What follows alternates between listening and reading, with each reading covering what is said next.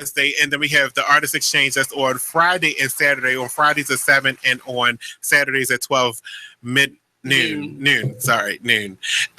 I'll be back on July the 5th with a brand new show. But next week we got another takeover happening with a whole new slew of people for the Talk Lately takeover. Thanks for listening. Goodbye.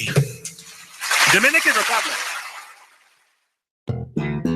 Artist Exchange. The Artist Exchange. The Artist Exchange. The Artist Exchange. The Artist Exchange. The Artist Exchange Live. The Artist Exchange. The Artist Exchange. The Artist Exchange.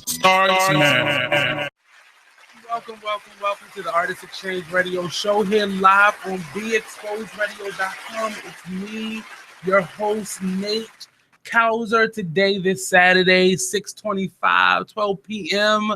sharp.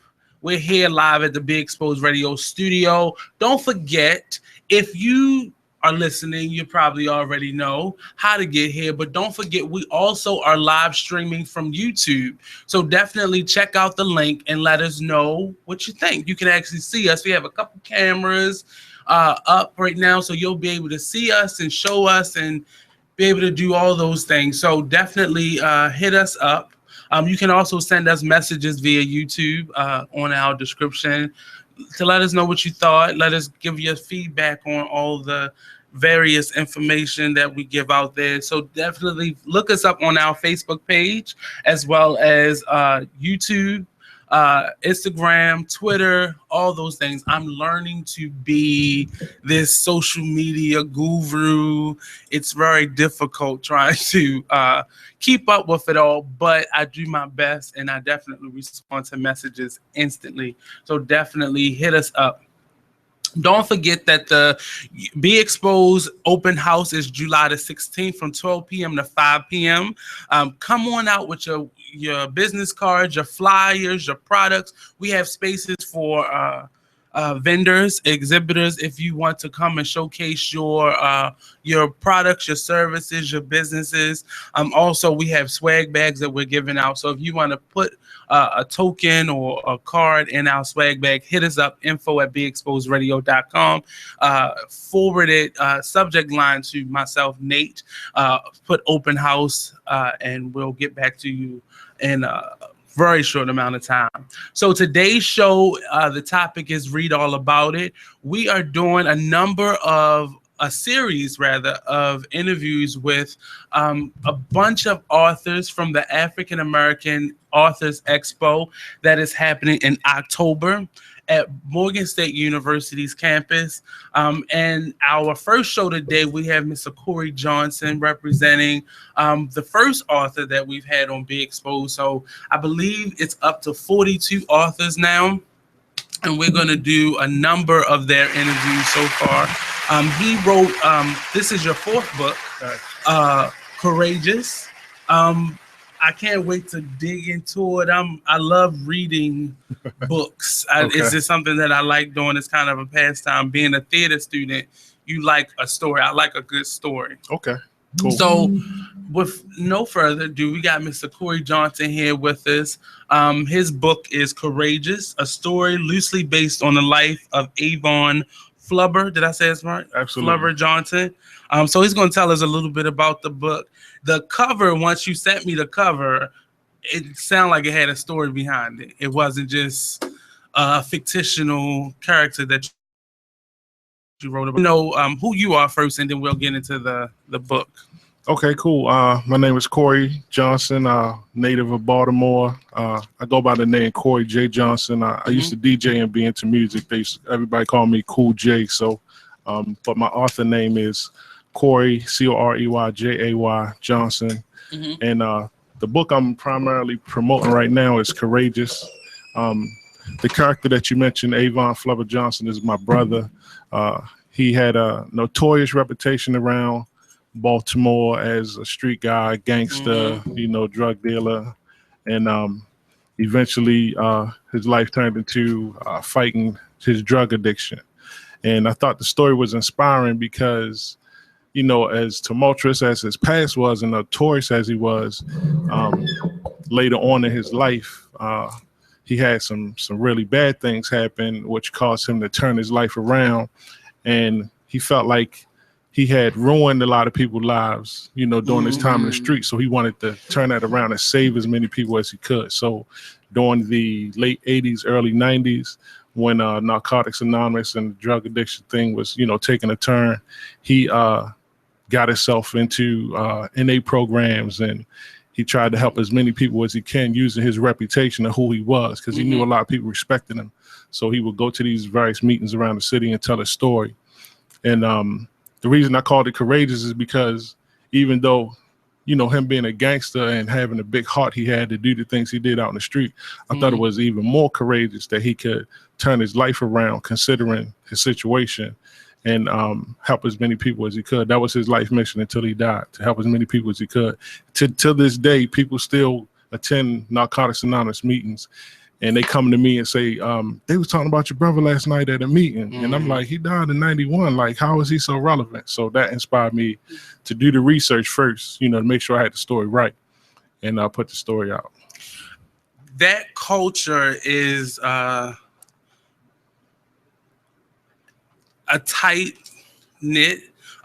One, because a lot of people who do relapse, they go around the cycles of the various NA meetings and groups and association. There's a lot of negativity that's a part of it, and there's a lot of positivity along that spectrum. True. My mother has been in that field for a number of years. She ended her, she retired. I'm not gonna say she retired, but she left from Mountain Manor. Okay. So that's one of the many various ones in Baltimore. But I remember a lot of her stories about young men like Cory and people like, I'm saying Cory, you're Cory, Avon and your brother, rather. The field is run mostly by people who went to college and, wanted to do this as their life passion. But the greater majority of the people who keep the wheel moving are people who were from that lifestyle. And they are the ones who are the driving force, and they could make it negative by perpetuating the stereotypes and relapsing and going back and forth. And then you have the other side of that, of the people who are, I'm tired of being out there. This is my last sick and tired moment. And they keep that field moving. And I remember my mother telling me a lot about not specific individuals, but certain people in that field that keep it moving. And without them, the city really wouldn't get any further as far as the types of programs that they offer now. And now it's so much easier for somebody to just get into these programs where it was a lot difficult before because money and all that was an issue. But now it's readily available to everyone because of people like him who pushed along and said, this is a problem. This is not just a habit that we have. Right. This is a mental disorder. Right. So people are getting a lot more wraparound service because they're allowing a lot more people who were in the lifestyle to be in leadership. Right. You're absolutely right. Just to expound on what you said, I didn't say this earlier, but the second part of his story was he acquired HIV. So not only was he dealing with his drug addiction, but he was also dealing with having HIV. Now, again, you got to consider this is the late 80s, early 90s, where a lot of people weren't as educated about HIV, how you acquire it, and cure and all that type of stuff. So he was at Johns Hopkins, and another great part of his story was he told the doctors, they basically said, look, there's nothing else we can do for you. We can try to give you pain medicine and all that stuff, but it's nothing we can do. So he told the doctor specifically, use me as a guinea pig. You know what I mean? If you need a person who has HIV and you need to run some trials or test some medications and stuff like that, use me. And when he would go to the meetings, he would tell the people, use my life as an example. You don't have to go through this. I went through this, so I know what's out there. So he would tell them from a real life transparency type of story. I don't know if you're familiar with being at NA meetings, but they say when you get up there, you're supposed to tell the truth. You're supposed to be butt naked. David Simon wrote The Corner and the Wire and all that stuff, and he knew my brother's story, so he mentioned him in The Corner and the Wire. And one excerpt from the book, the corner, he talks about how Flubber was at a meeting and he had the courage to stand up in front of people and tell them that he had not only HIV, but his struggle with his addiction, and he thought that was powerful. And I sent him a message on Twitter to tell him I wrote the book, and he sent me something back saying that he was very interested, and he was like, Avon's story is legendary in West Baltimore, something like that. So I'm just trying So to. how honest is the book? Because sometimes when we get to this point, specifically if it's a loved one, we try to sugarcoat things and skate over things, and you're pretty honest about who he is right now in front of me. But how honest are you in the book? I mean, it was important for me to tell the truth in the book. A lot of people who were there with him during that time, who are recovering drug addicts and was out there during the time, much older than me, they knew the story firsthand. So like I said earlier, I did my research.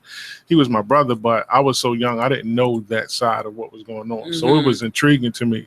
But when I interviewed these different people to get the story, they were honest with me. That's part of the integrity of being honest about your drug addiction is you can't get any help if you don't tell the truth. So and they become brutally honest. Absolutely. Right. Because his story to me was so powerful, and his personality, who he was, his reputation, I couldn't put a book out that's not true. You know what I mean? So I felt it in my heart that I was driven to write the book through his spirit, because I couldn't put this book out and it not be the truth. Now you got to consider I didn't talk to him personally, so some things may not be absolutely 100%. You know what I mean? And then at the same time, some stories may have came about, but maybe the other person who may have been involved weren't alive or weren't around to tell me their side of the story. So, as a writer, you got to creatively, maybe embellish or take away or leave things out. Disconnect the dots. Absolutely. Because I felt like the story, his reputation was powerful enough. If I said this particular incident happened at this time, at this place, people who were there, they know what I'm talking about. You know what I'm saying? So I kept it as real as I could, honest as I could, because that meant a lot. And I would allow people who was close to him to read the book before I put it out. And they told me whether or not it was a green light. You know what I mean? Because the integrity of the book means everything to me. Because it could be it's a tool to save other people's lives. Well, that's what I wrote on the back of the book. Just like on my poster board, I hope that these stories inspire people to save their life. He has family members and other loved ones who are still out there in the street struggling, and maybe he never got a chance to talk to them. So if he could speak to them through the book, then maybe that'll help save their life. And that means everything to me. I mean, I would be happy to be bestseller and get a lot of money, but if somebody told me, man, this book saved my life, that'll mean everything to me. And it's really stories like this. It has to be told because people are repeating the cycle. It is father and son and father and daughter and cousin, and it does not have to be that way. It doesn't have to be that. It doesn't have to be that. If somebody would just call people out, and it's not about embarrassing anybody or shaming anybody, but calling people out, and it'll prevent so much from happening. I can't prevent you from making mistakes, but if I give you the tools to get back up from it, that's a lot more powerful. And I can't wait to get into it and read it, because I want to hear it, because I heard the side of the person who holds the meetings and the counselors, but then to hear the other side of it and hear the real story is something that I can't wait to delve into. It's a culture here now. It's not just, oh, your cousin or your uncle over there, because it's people my age that are out there on the street now. And it's sad, people younger than me. Right. And they doing this it's fun. It's a lifestyle. Right. And they don't realize the long-term repercussions. The long-term, right. Even the short-term right now, because you don't know what's in this stuff. Anything could be in it. And people not realizing all it takes is one time. True. All it takes is one time. And you're either strung out or you have something that you can't give back. Right. And people not realizing, because they suck in whatever's wrong with them. And they're using it's like me and a friend talk, it's like an itch that needs to be scratched. And I keep doing that. So we're going to take a quick break, and we're going to come back with Mr. Cory J. Johnson when we come back. Peace. Don't go anywhere.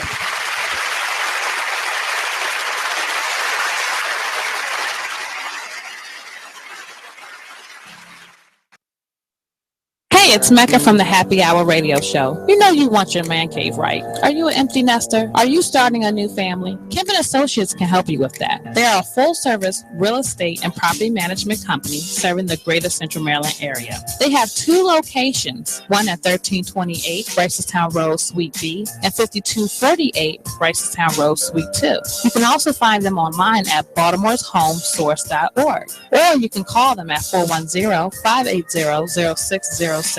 Kemp & Associates, your home specialist. Don't make a move without us. The Fashion Umbrella Foundation is proud to announce the Educational Honors. The Foundation is a grassroots organization that champions inner-city youth by providing educational opportunities and resources to engage youth in the arts and STEM.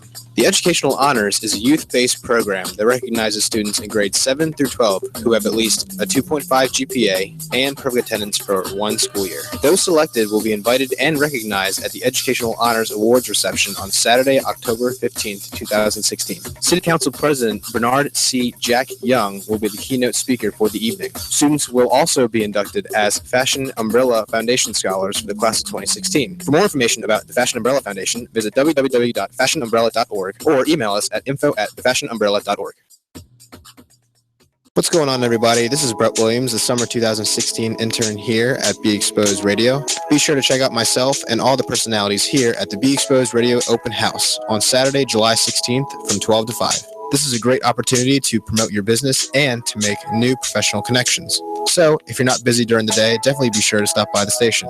If you can't make it, you can always check out the stream live on our YouTube or on our website, beexposedradio.com. Check out this flashback. Or you like a prostitute or something? Like you can't. I got it. No. I was always in sales. Like I've been in sales since I was like 14, and I could sell anything. You know, I could sell salt to a snail. I could sell ice to a polar bear. So it's like, you know, I done sold. Was working. Yeah, I was working. Okay, I was working. Gotcha. Yeah, Gotcha. So I was in sales. Sold cars and sold this and sold that and. Yeah, I feel you. My biggest thing was, I never been down with the whole, giving your money to people that's already rich. Mm-hmm. You know what I'm talking about? And I feel that as an entrepreneur, you know, when you see like black businesses, Latino business, because I grew up in Texas, so I grew up around blacks and Latinos, and just support your community, support everybody. You know, I will support everybody's community, support the world and all that. But at the same time, it's like be an entrepreneur yourself, invest in yourself, and invest in what you believe. And I just don't think that we should give money to these dudes that's already rich, that's already been making money. Like, why? I agree.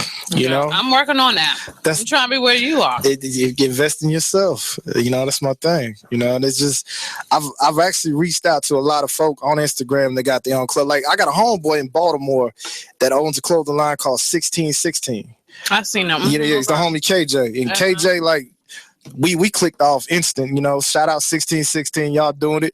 But, you know, he holds it down for the city of Baltimore. He loves his city, and that's what he does. And his whole thing is based out of Baltimore.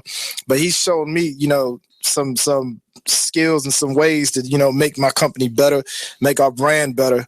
And, you know, it's I buy his clothes, he buys my clothes and stuff like that, you know. It's just investing, you know, invest in your people, man. If your people got something, just believe in them, you know, send money their way. The rich, because you always got to remember, like, the richer you get, the richer your people going to get with you.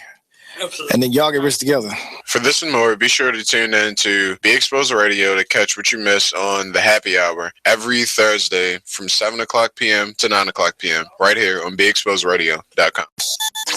Join the club that gives you stuff. Hey, thanks. Radio Loyalty. Here's how it works. Just click on the Radio Loyalty banner right now and sign up. Then you keep on listening like you already do. But now you earn points. Those points add up, and you can trade them in for stuff in the Radio Loyalty store. Earn more points by sharing your station with friends on Facebook and Twitter, answering surveys, and by using the apps in the New Players App Store. Pretty simple, right? Radio Loyalty. Click that banner to join now. Only in the forest can you see this.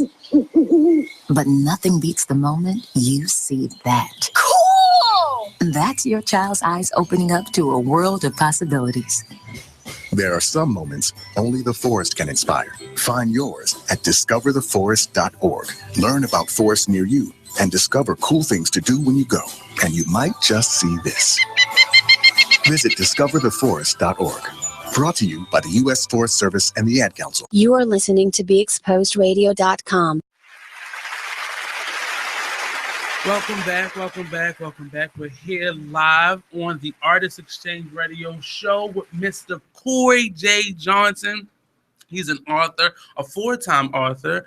His latest book, Courageous, the story of loosely based off of his brother Avon Flubber Johnson.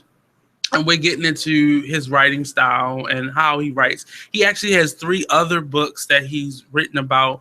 And during the break, we were going into what they were about, and he was telling us a little bit about his backstory. So if you can give us a little bit of the backstory and then transition, give us a little bit on the first 3 books, and then we can. Okay. I started writing about 7 years ago. The first book is called PI Chronicles. PI stands for Philippine Islands. So the first book is PI Chronicles, My Heart, My Home. It's actually broken down into a 3-part series.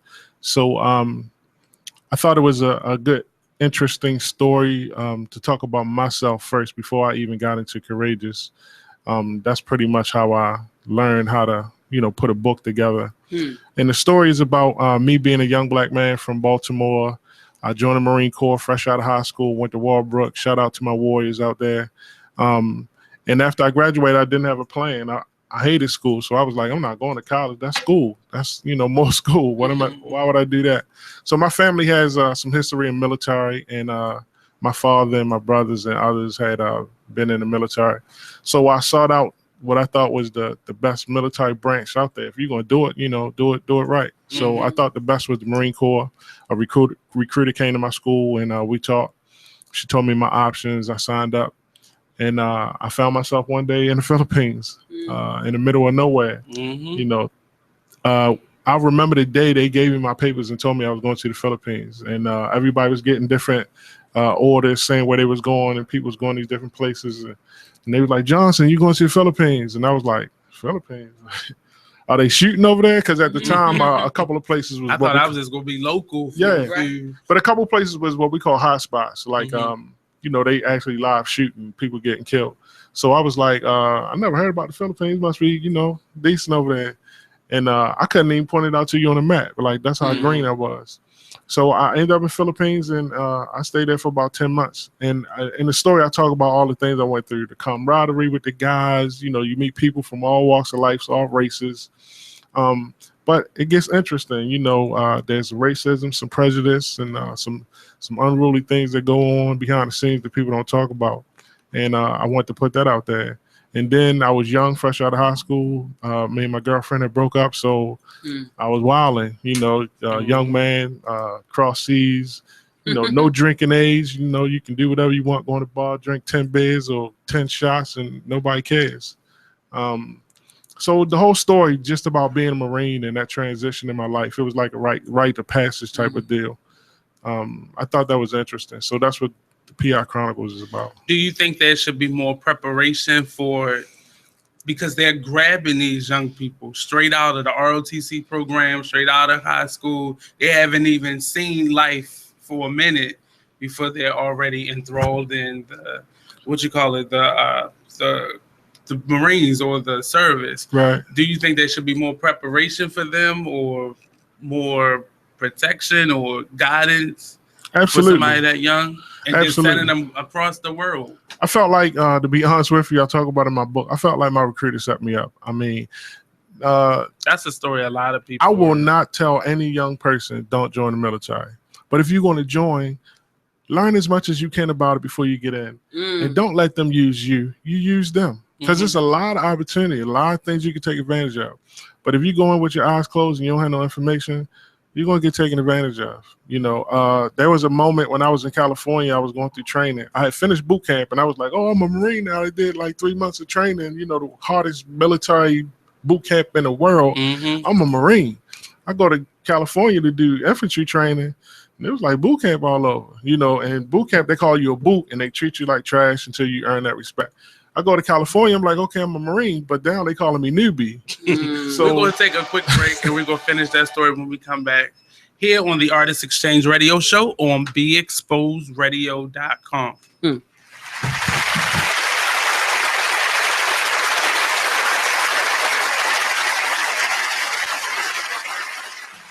Hey everybody, it's Monty, the executive producer here at BeExposedRadio.com, and I'm here to talk about my show. I know, how selfish, right? Talk Lately with me, Monty, every Tuesday at 7 p.m. So what do we talk about on this show? I can tell you this, there has never been a show that I have gotten completely through the full agenda because our topics, our conversations are just that damn good. I cover politics, gossip, entertainment, and hey, I love a good panel discussion. Hey, get a group of people in here and let us debate it out. That is the best thing in the world. Not to mention, I take calls and texts, and I'll debate with you too. So why don't you get involved and be heard? What's that old adage? Closed mouths don't get fed. That says it all. So join me every Tuesday at 7 p.m. right here on BeExposedRadio.com. Call me at 410-702-5657. You can text at 443-642-9403. And don't forget to be heard and vote in our weekly poll right on the website. Check it out. On the Road Theater Company presents Siblings, the story of a teenage prostitute who changes her life after helping two siblings avoid being murdered. The production will take place at Mount Zion United Methodist Church at 3050 Liberty Heights Avenue, Baltimore, Maryland, 21215. Tickets are $25 at the door, $20 in advance. Ask about the patron discount. Get your tickets now by calling the box office at 410-466-1364. Curtain time is 7 p.m. sharp, Friday, July the 15th, and Saturday, July the 16th and the 23rd. For more information, go to www.otrtheater.org. It is with great pleasure that I welcome you to today's graduation ceremony. Students, when you hear the reason or reasons for your absences throughout the years, please exit the auditorium without your high school diploma. Once you've exited, remove your cap and gown and proceed into the unknown. Too tired. Family trip. Part-time job. Helping around the house. Sick day. Starting the holidays early. Just because.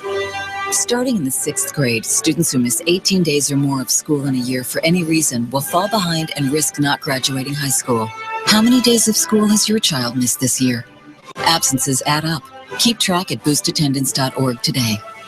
Brought to you by the U.S. Army and the Ad Council. It is with great pleasure that I welcome you to today's graduation ceremony. Students, when you hear the reason or reasons for your absences throughout the years, please exit the auditorium without your high school diploma. Once you've exited, remove your cap and gown and proceed into the unknown. Only in the forest can you see this. And this. And this. But nothing beats the moment you see that. Cool! That's your child's eyes opening up to a world of possibilities. I didn't know it could do that! Because one trip to the forest can spark a world of difference. There are some moments only the forest can inspire. Find yours at discovertheforest.org.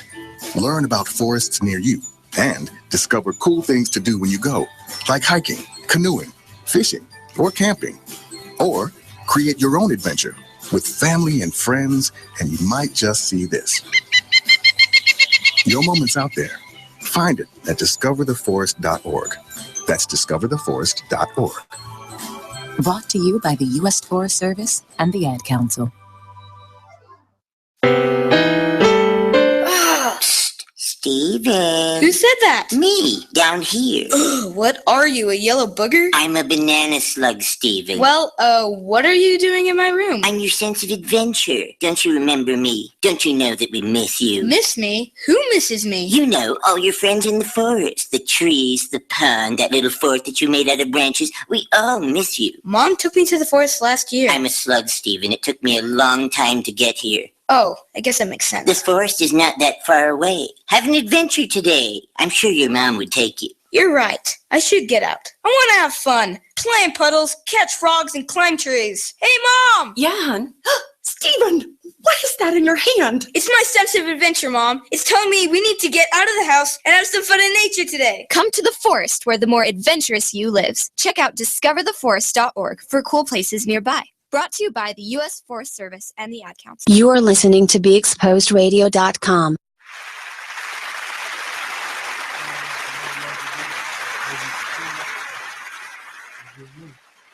Well, that's what you hear on the Artist Exchange for. Well, to put on the production, I definitely need a team. I need a team that's committed, and it can't be about money walking in the door. They gotta believe in the project, and then we all benefit, on the back end. I would love to put on the production. It's been a vision of mine, no question. Welcome back to the Artist Exchange Radio Show here live on BeExposedRadio.com. We got author Cory J. Johnson. He's one of the African American Authors Expo members. Is this your first year doing the Expo?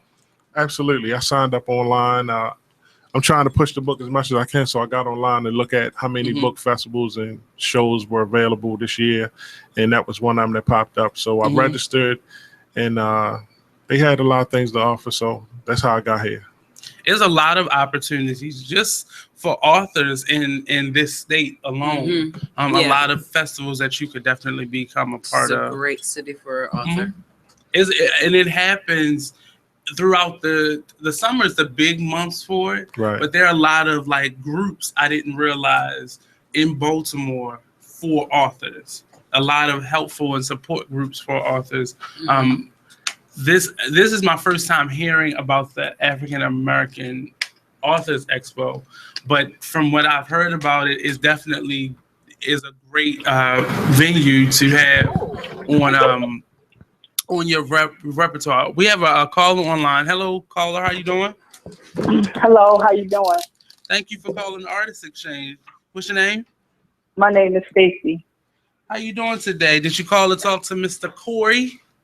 Yes, I'm actually his niece, and Hey, I just wanted to. What's up, Stacey? Hello. Hey, Uncle Cory. I just wanted to just say a few words. I'm actually at work, so I can't be long. But I just wanted to speak about Courageous a little bit, and I just basically wanted everyone to know that for me, when I read Courageous, Courageous was bigger than the average gangster story. It was about a hero.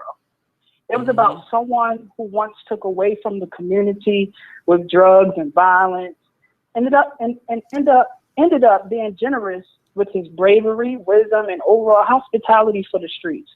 He once helped bring our streets down, but when he was diagnosed with his sickness, his spirit, from what I read, it was so high, and he had one goal, and that goal was to save.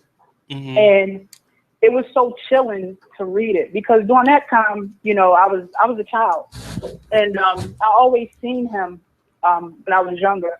I had no idea what was going on around me, but I do know when I read it, it gave me a better perspective on life. It made me get a grip on life. It inspired me to do better and just be an overall person, and it doesn't matter where you come from or what you've done in your life. At the end, what always matters at the end is what you did at the end, and how much you inspired people and how much you helped people. And my uncle, he did a fabulous job with putting the book together and interviewing people, and it was just amazing. I just couldn't believe it. We hear about a lot of gangster stories and things like that, but this one to me. And I'm not saying it just because this is my uncle, but it really touched my heart. It was amazing. And I'm so grateful that he was able to have the courage to even write this book and be so transparent about himself and his family and things like that. So I'm grateful. I read all of his books. So I'm an avid fan of my uncle. I just want to say thank you guys. And I appreciate you guys letting me get on and talk for a while. So Well, niece, thank you for calling in. Yes. And Mr. Cory, I think we found our PR person for your team. She's very well spoken and well versed in her Uncle Cory J. Johnson. Thank you, Stacey. No problem. You guys have a great day. Thank you for having me. I appreciate you calling in. Yes. Thank you. Bye-bye. And I've lost quite a few people, or I have a lot of family members that are out in the streets and friends who have parents and so on and so forth. And these stories aren't being shared, or they're being publicized or romanticized in movies and such, but there's no lesson behind it. There's no, and not to contradict what Stacey just said, but she just called it a sickness. And we don't have the vocabulary for it because it's still a shame attached to it. So young people need to hear and see the blunt truth sometimes. The Wire was so popular because these were the streets that we go through. So people knew these streets. We saw actors, but this is stuff that really was happening. So the homicide and the Wire, all these things resonated with us because this was our life. You know, this wasn't just something somebody put on a TV screen or a movie screen, but this was our actual life. So when we see books like Courageous out there, it hurts because that's somebody's child right there. That's your brother that you can look at this book and see. And it's a real story. It's not something somebody in a back room in Hollywood created. Right. That's an actual story. And these stories aren't being told in a truthful way. Right. Because people are too ashamed, or they go so commercial with it that it becomes a cartoon almost. Right. So in you writing, how do you keep from holding back? I know you say being bluntly honest is something that's already in you, but something like this, that's still your brother. How do you keep from holding back and not telling the complete story, opposed to just making him look good? Well, it wasn't my intention really to make him look good. That, like I said, the integrity of the story, I think, was going to hold his own as far as the streets. You know, real recognize real. That's just how I feel. And the older head OGs out there that was running with Flubber when he was out in the street, some of them still around. They called me and asked for copies of the book, and they've read it, and they basically gave me their blessing. You know, they say you told the story the way it should have been told. You know, some of them, you know, in the corner, you know, we laugh. They get in my ear and say, "Man, if I know you'd wrote the book, boy, I'd have told you this, that, and the third." You know what I mean? But then other guys say you told what needed to be told. Right. You know, I wanted people to see Flubber as a human being. His street name is Flubber, right? But his name is Avon Johnson. So at the end of the day, he's a human being. Okay. So the people in the street know Flubber as being, you know, the person he was out in the street. His family never, not everybody, but most of them didn't call him Flubber. They called him Avon. My mother hated the name Flubber, right? But in me writing the book, I wanted people to read this story and say, Flubber and Avon is the same person. He's a human being, you know, at the end of the day. So it wasn't difficult for me to leave certain things out. I had a family member help me edit, and that's a part of the writing process. Sometimes there's a saying in literature and writing where they say you got to kill a baby. That means it might be a part of the story that may be close to you and you don't want to let it go, but it may not be necessary. So sometimes you got to let those things go and take those things out of the story. It may not be important. It could hurt somebody else and it may not be that meaningful, or it may not add to the story. So I felt like I left enough in where people knew that he was serious in the streets, but I left enough in so that people knew that he was a human being. He was loyal. He loved his family, and he was a human being. A lot of family, especially people that look like us, they want to keep these stories under the radar. What was the overall reaction from your family? We heard from Stacey, your niece, but overall, like your mom, like what was in you deciding to do this? Well, the heads of the family, my mother, my father, my grandfather, and even Flubber itself, they're not here anymore. So me being the person that I am, the way I was brought up, I still had to keep all that in mind. And through my writing process, I would constantly tell people, I would let people read the rough draft and stuff like that. And they would say, oh, it's ready, put it out. And I always have this saying, I say things have to be done in decency and order. So I always try to keep that in mind. Do this in decency and order. We're not going to, put a whole bunch of vulgar graphic stuff and unnecessary stuff. One person catch attention. Exactly. It wasn't about that for me. One of my family members read the book early on, and she said, when I got about halfway through the book, I felt like you were glorifying, him being a drug dealer in his street life. But she said after he got to a certain point in the book, I get it. You know what I mean? You come attached to the character. I felt like it was important to build a background so that the reader will get attached to him and know where he come from. So then you build that up to his street life and how he became this gangster or this person named Flubber. And then he go through these trials because he's human. And that's what people go through. That's real life. So now I got you. You pulled in. So my cousin said after she got to that point, she said and she already know the story because she family. But she said as she read it, she said, I started rooting for him. You know what I mean? Come on, you can do it. In a different way. You in a different perspective. Exactly. Now. And most stories, when we get stories like this that make it to the finish line, the glorification of the negative is what we see. The human qualities, the person is something that they add for filler, and it's very watered down and minimal compared to the guns blazing. Absolutely. Part of it, and those are the type of stories that I like to hear. Yeah. And for me, that lifestyle is something that I don't agree with because I've seen it destroy not just the person, but families, relationships, communities, the world. We might say the world at this point. But the reason behind it, what builds up to a person choosing that lifestyle, the person, the individual person, that's something we never hear about. So this doesn't happen again. So somebody doesn't have to choose the streets. Right. Opposed to, if I would have just told you the truth. And people like him don't normally have that type of courage to be able to get up and say, okay, this really not what you want. And they glorify it because we have plenty of Baltimore heroes that have glorified it in their own way. Absolutely. Who get a platform and then glorify it. Right. Opposed to this is not what you want. Don't make my mistakes. Right. But we hear the twinkle in their eye. We see that when they're talking about it. So they miss it and not telling another child, don't do this. It's not what you want. Right. Yeah, that's not my intention at all. I do want to take this platform and go to another level. I've been communicating with healthcare centers and drug addiction centers around the city. I want to get in there. Of course, at the end of the day, I'm a businessman, so I want to promote my book. But also, I'm hoping that maybe some programs will purchase the book and have me come out and do some speaking and lecturing. And I'm not a recovering drug addict. I'm not going to pretend that I know what that's like.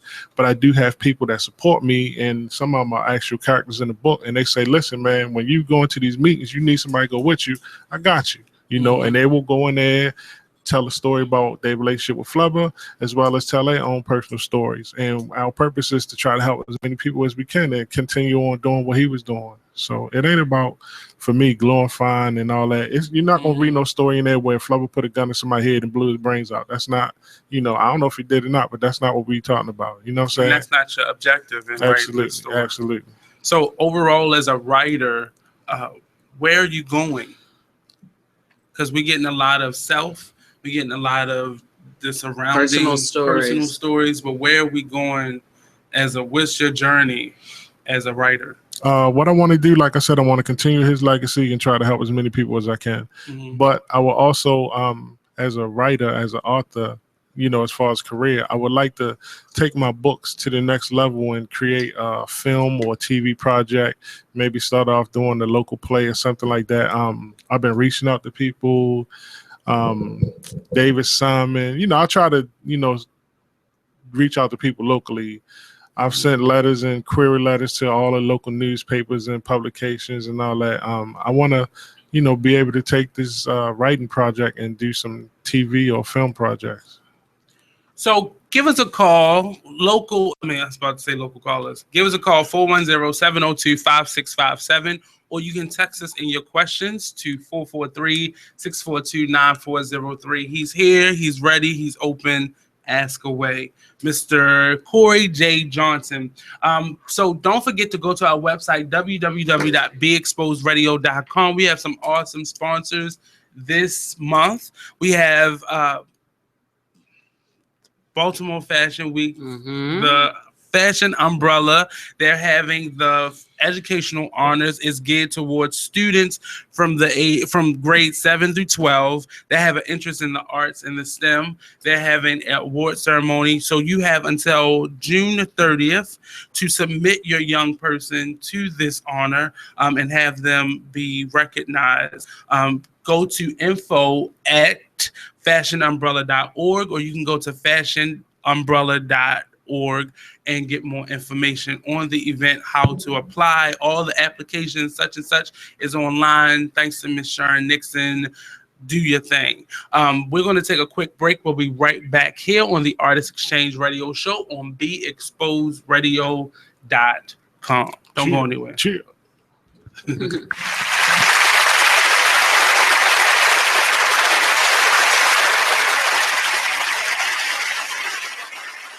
What's going on, everybody? This is Brett Williams, the summer 2016 intern here at Be Exposed Radio. Be sure to check out myself and all the personalities here at the Be Exposed Radio Open House on Saturday, July 16th from 12 to 5. This is a great opportunity to promote your business and to make new professional connections. So, if you're not busy during the day, definitely be sure to stop by the station. If you can't make it, you can always check out the stream live on our YouTube or on our website, beexposedradio.com. Okay, so just type the job website address here. That's it. Then you enter what job you're looking for there. Electrician. This is Peter. Recently, he got help going on the internet for the first time to look for a new job. Okay, then you just hit search and... In the past, Peter's gotten work through people he knew, but he heard there were more jobs online. There we go. These are all for me? Uh-huh. Really? He had no idea just how many. I can't believe it. This one looks good. Peter is thinking the internet might be for him after all. And this is just one website. Wow. Why didn't I do this sooner? See what the internet can help you do at everyoneon.org or call 1-855-387-9166 to find a free training class near you. Brought to you by Connect to Compete and the Ad Council. The Fashion Umbrella Foundation is proud to announce the Educational Honors. The Foundation is a grassroots organization that champions inner city youth by providing educational opportunities and resources to engage youth in the arts and STEM. The Educational Honors is a youth-based program that recognizes students in grades 7 through 12 who have at least a 2.5 GPA and perfect attendance for one school year. Those selected will be invited and recognized at the Educational Honors Awards reception on Saturday, October 15th, 2016. City Council President Bernard C. Jack Young will be the keynote speaker for the evening. Students will also be inducted as Fashion Umbrella Foundation Scholars for the class of 2016. For more information about the Fashion Umbrella Foundation, visit www.fashionumbrella.org or email us at info@thefashionumbrella.org.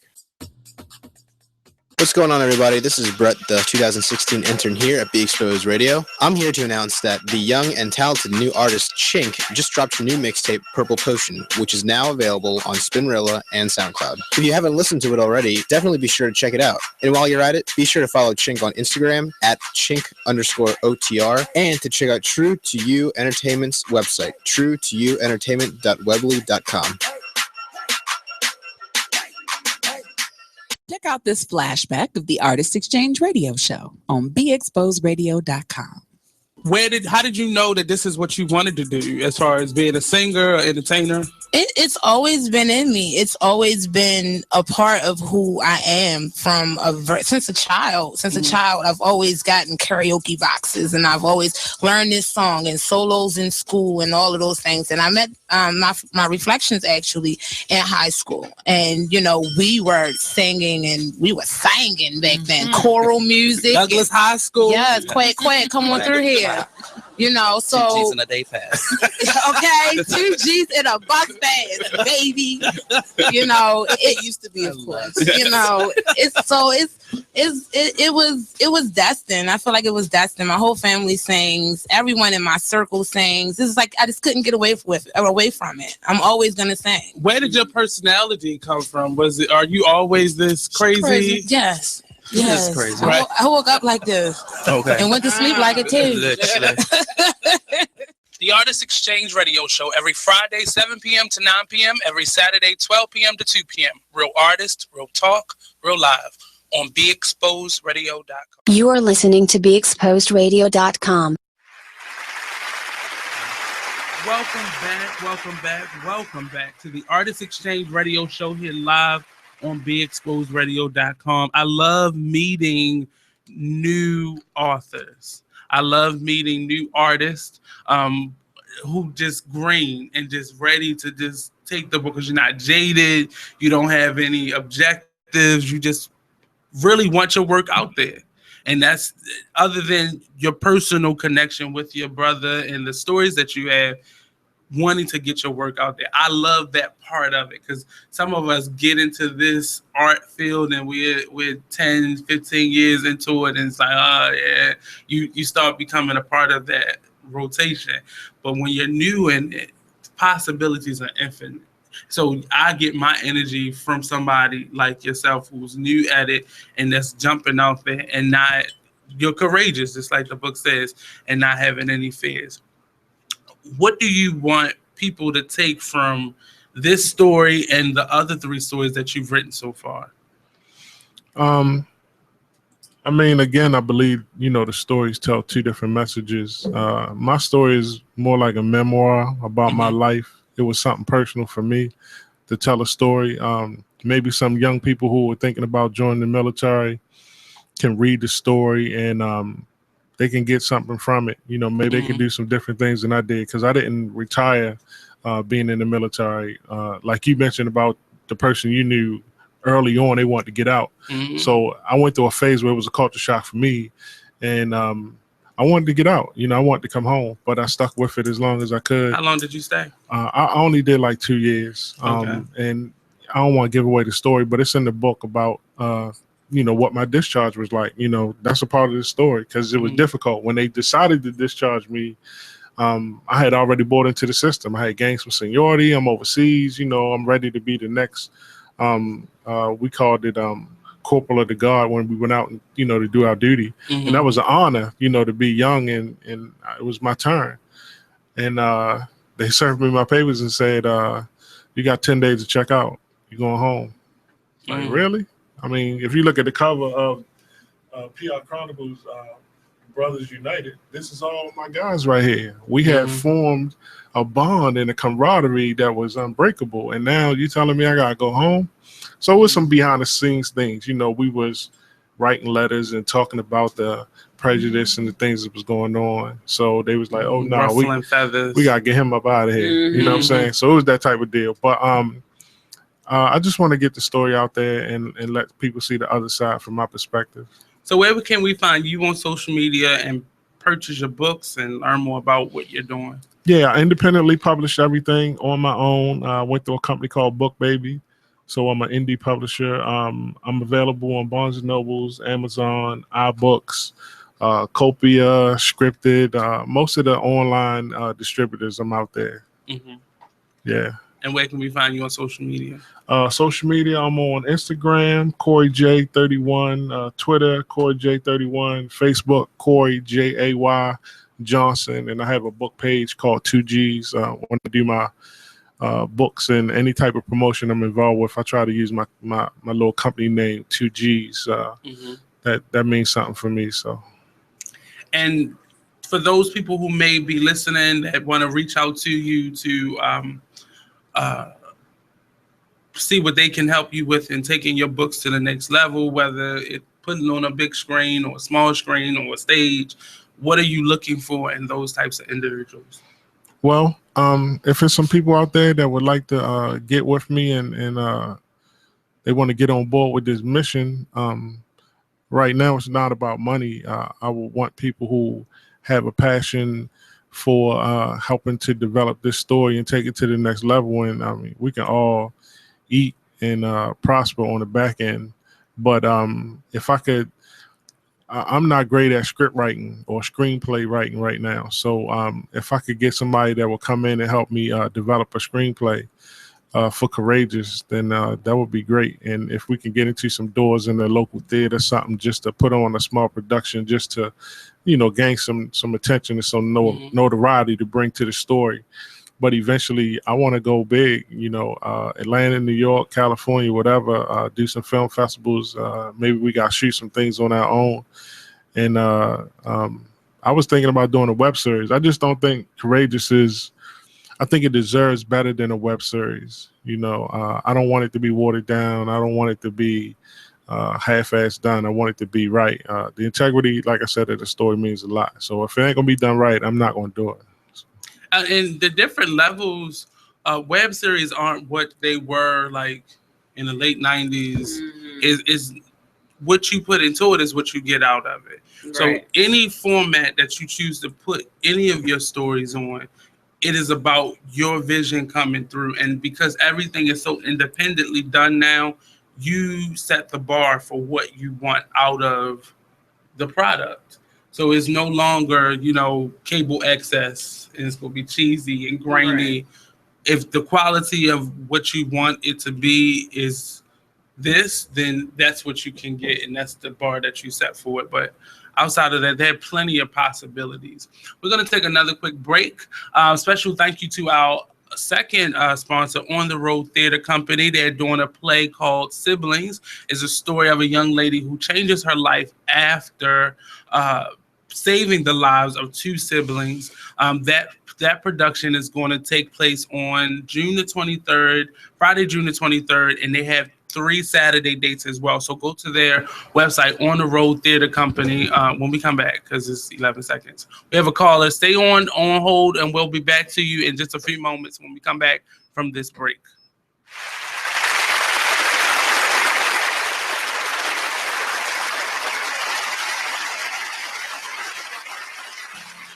Hey, it's Mecca from the Happy Hour radio show. You know you want your man cave, right? Are you an empty nester? Are you starting a new family? Kemp & Associates can help you with that. They are a full-service real estate and property management company serving the greater Central Maryland area. They have 2 locations, one at 1328 Ricestown Road, Suite B, and 5248 Ricestown Road, Suite 2. You can also find them online at baltimoreshomesource.org, or you can call them at 410-580-0606. Kemp & Associates, your home specialist. Don't make a move without us. Free stuff for you just for listening to this station. Yeah, we got your attention? Here's how it works. You click on the radio loyalty banner right now and sign up. Then you keep on listening like you already do. But now you earn points. Those points add up, and you can trade them in for cool stuff in the radio loyalty store. Earn more points by sharing your station with friends on Facebook and Twitter, answering surveys, and by using the apps in the New Players App Store. Pretty simple. Free stuff just for doing what you already do. Radio loyalty. Click the banner to join now. Do you want to promote your business? Do you want to get yourself noticed? Well then, why not sponsor us? There are lots of different options to choose from commercial spots and on-air shout-outs to interviews and even putting your logo on our website. Don't miss these great opportunities to get noticed. Check out our sponsorship packages on our Facebook page or on our website, beexposedradio.com. On the Road Theater Company presents Siblings, the story of a teenage prostitute who changes her life after helping 2 siblings avoid being murdered. The production will take place at Mount Zion United Methodist Church at 3050 Liberty Heights Avenue, Baltimore, Maryland, 21215. Tickets are $25 at the door, $20 in advance. Ask about the patron discount. Get your tickets now by calling the box office at 410-466-1364. Curtain time is 7 p.m. sharp, Friday, July the 15th, and Saturday, July the 16th and the 23rd. For more information, go to www.otrtheater.org. Free stuff for you just for listening to this station.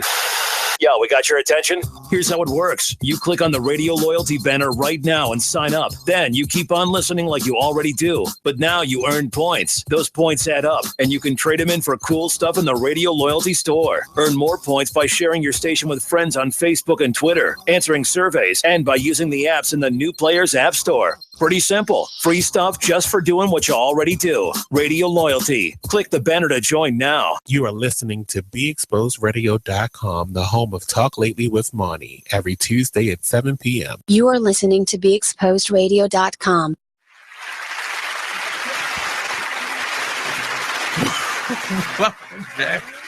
Welcome back to the Artist Exchange radio show here live on BeExposedRadio.com. We have four-time author Mr.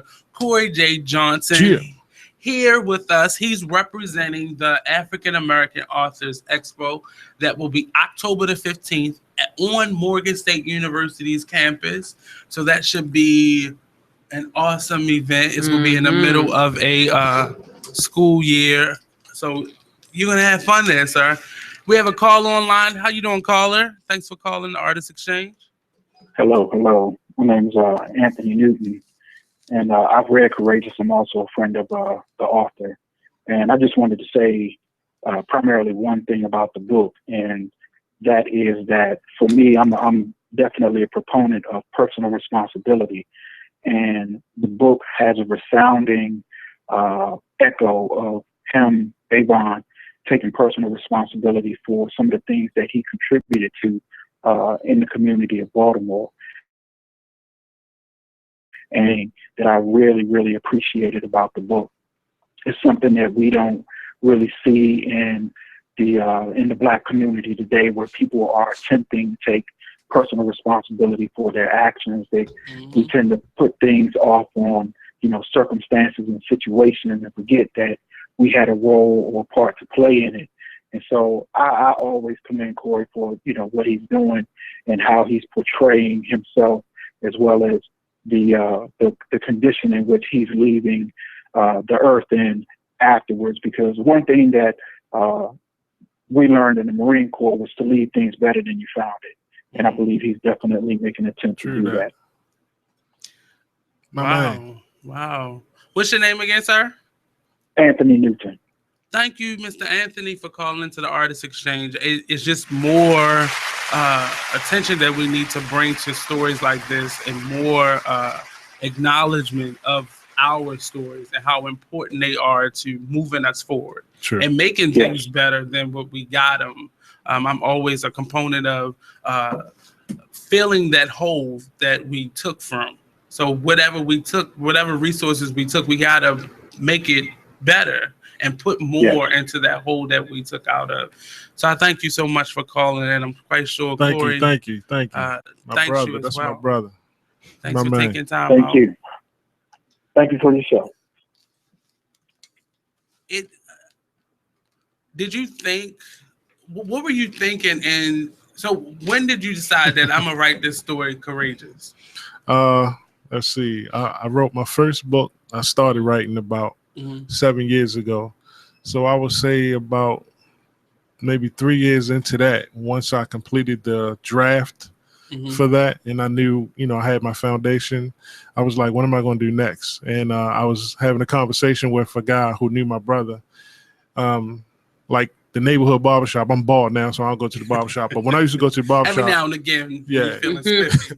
Yeah. So I would hit the barbershop like every week. And the barbers who owned the shop knew my brother. They were older than me, and they were around him during that time. So some of their customers were either coming from NA, they knew them from NA, or they was out in the street too.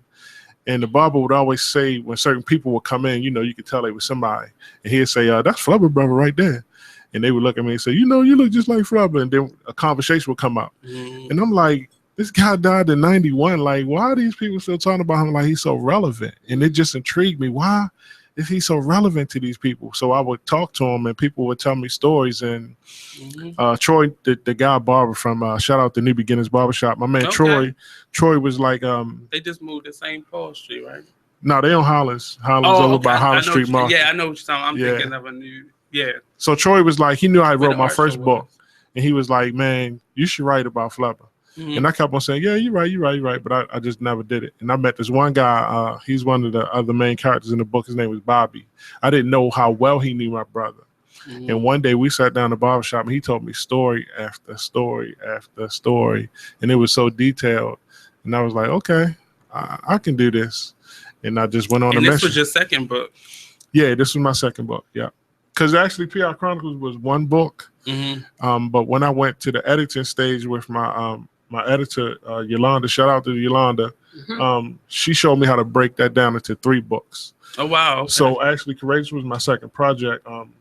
PR Chronicles was actually one whole book, but we separated into 3 books. So she was like, "Corey, you got 3 different stories See, here." when you get that good editor on your team, I'm telling you, self-publishing, even when you are going through a publishing company, get yourself an editor. It is crucial, specifically when you're doing self-publishing, because you will waste so much time, money, and effort not going that route. Just because you got a good story to tell, you want people to be able to read it and want to continue to read it and share it with people. Not, get to one chapter and like, this is a tough read because it's not edited correctly. Right. So Yolanda, big ups Big to shots. you. Yeah. But with Courageous, as I delved into the story and I'm meeting with people, doing interviews, I met with one of my older aunts who was around when he was a child, so I can get that childhood background. And I'm meeting different people, and I would sit at the computer and start typing. And some of the stories I don't know where they were coming from. Like sometimes as a writer, you get a vision. You're like, okay, I know where I want this to go. And then sometimes you sit down and you type, and my fingers was going. I don't know where they were going. The stories were just developing. Stuff that was already in your head. Well, I feel like it was God. I felt like my brother and God helped me write this book. Because during the editing stage of Courageous, when Yolanda and I would go back and edit, she would give me the book back after she edited, and I'd read it and say, "Did you put this in here? Where'd this come from?" And she was like, "No, Corey, that's all you." And I don't even recall writing it.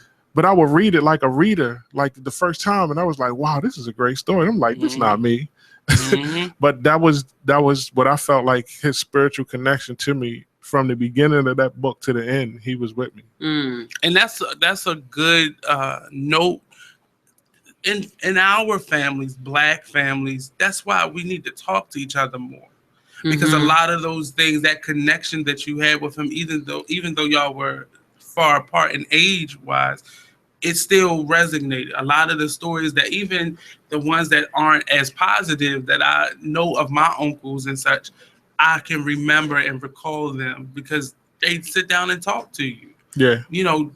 Take time to talk to people, even if it's negativity that you're talking about. Right. Talk about it, because you don't know what that person or that young person is going to face down the line. Right. And that story will help them be like, you know what? My uncle told me that. I'm going to go this way with that. I see where this Not going. really. Right. I see you coming. I'm not going down that road, but we don't talk. That's the thing, communication. We just sweep it under the rug. That's the thing. Especially historically, like that's his. what we used to do, Black people. That's what we always did. We still just getting out of that now. Yeah. And it is so detrimental to us because my cousins are doing things that our uncles did. Our uncles are doing things that their uncles did, and nobody communicated. Generational curse. Right. It's nobody or if it was communicated, it wasn't in a lesson form. Right. It was glorified. This is what we do. This is all we have. This is what you got. But there are options. Everybody can't be successful at college. They can go into the service, but even in going to the service, you got to still know what you're getting yourself into. Right. It's not just, I'm going to learn how to shoot this gun, but you got to go through life scenarios while you're in there. So nothing's really going to change other than your location. That's real talk, man. Because I was in the Philippines one day and I broke down. Like it probably could have really changed my life for a negative way, because I could have probably lost my mind. It was just a sense of feeling lost and lonely and nobody's here. And then you realize that I can't get up when I want to get up. This wasn't the picture that was painted. Yeah, I can't, take the day off today because I want to, when the captain or the sergeant or whoever is in charge say, this is what we're going to do. That's what you're going to do. It ain't no two ways about it. Right. And that's a culture shock. It was something that I had to, learn to adapt to. It is. I think a lot of young people, and now you understand why people come back so broken. because they didn't have that strength and they didn't have that foundation to keep them from crumbling. And a lot of people come back so broken because they face those things and there's nobody there. You got psychologists, but you don't know about me from being both. Them psychologists come from bubble somewhere. Right. They're not coming from Baltimore. They don't know what this means to me. They don't know what this opportunity is for me and all my family at home waiting for me. Right. So I'm sitting here in the Philippines, around the world. I don't know anything about this culture, and I'm having to do all these things to catch up. Right. And the stress of real life racism, or this brotherhood is something that it was told me this was how it was going to be, but I'm saying something totally different here. And this feels more like a jail system than it does, I'm saving the world. You're right. And that's how it feels at times. But on the back end of that, another thing I would like to do with PI Chronicles is if I can get involved with some veteran programs, and bring my books along, like I said before, and sit down with these guys and talk about it, because they can relate to my stories in PI Chronicles better than anybody else. It may be intriguing and sound funny and interesting to the average person, but a military veteran who has traveled around the world and maybe found themselves in Mogadishu or Iwo Jima or whatever, they can relate to these stories, so hopefully they'll turn these pages and they'll see some things that maybe help them along the way. Just keep that recorder running, get some good batteries, keep them, because they all have stories, and you'll see them on the street. And the moment we had another playwright that came in, he did a one-man show, and he was part of his show is him talking to people randomly on the street, and you hear the stories. These people got something to say, and it's in their mind on a loop, and they just need somebody to just break that loop and just get it out of them. But nobody cares to sit down. Family has just tossed them out. We had as society tossed them out. They just crazy. But you don't realize what you've gone to, because I knew the Army, the service was something that I didn't want. That recruiter in Mondawmin back in 98 tried, honestly. Like he did everything he could. I give it to him, because every time I would walk, that the recruiter office right there by the bridge. I know what you're talking about. Yeah. Right. Every time I would purposely walk through there because I wanted to see what he was going to say. What are you going to say today?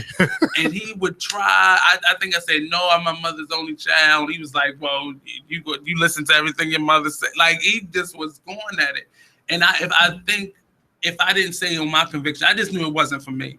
That just wasn't the life that was for me. I wanted to travel, but not like that. But plenty of young men now are choosing that route and not knowing what they're getting themselves into. Right. Yeah. They hear the dollars and cents, but they don't know the psychological thing that they're going on. I think it's a great opportunity for the right people. You take advantage of the opportunity, go to college and advance through the ranks the way you're supposed to, and learn something. When I went in, they told me my scores only qualified me to do infantry. That's basically carrying a weapon and shooting people. Learning about the art of war and all that type of stuff, survival and all that. But if I could have learned something like a truck driver or mechanic, at least I would have got a skill I could have brought home with me. Right. And it seems like the same system that they put into our educational system. This is what you're capable of. So that's why when people say, tell young people they're not. I went to a senator's meet and greet a couple weeks ago, week ago, and that's what she said. She's running off of being a hometown girl, and it's crock, because you did come from nothing, but you have something now. And what she said to the group was, everybody's not meant to go to college. It's okay. We have plenty of trade schools. And a lady got up. She said, how many children do you have? She said, I have 2 children. She said, did they go to college? She said, yeah, I made sure that they went to college. And she said, don't tell these group of Black parents that their children don't have to go to school, or school ain't for them. And everybody isn't going to be successful in college, but give people the right to choose first. Don't take their choice away and tell me, oh, you can be a welder. I don't want to be no damn welder. I want an option to do what I want to do. And I don't want that just because that's a job industry that needs people in it. It's a reason people need to be in that, because don't nobody want to do that. Right. That's not something I want to do.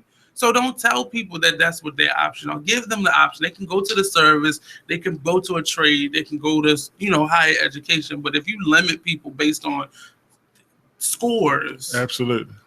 How much further would you have gotten if you got the opportunity to do more, opposed to this is what it is? I believe that. So we're going to take another quick break. Don't forget to give us a call at 410-702-5657, or you can text in at 443-642-9403. Don't forget we're live streaming from YouTube right now. So once the show is finished, it'll be you can go directly to the Be Exposed channel and pick up the show, share it, like it with all your friends.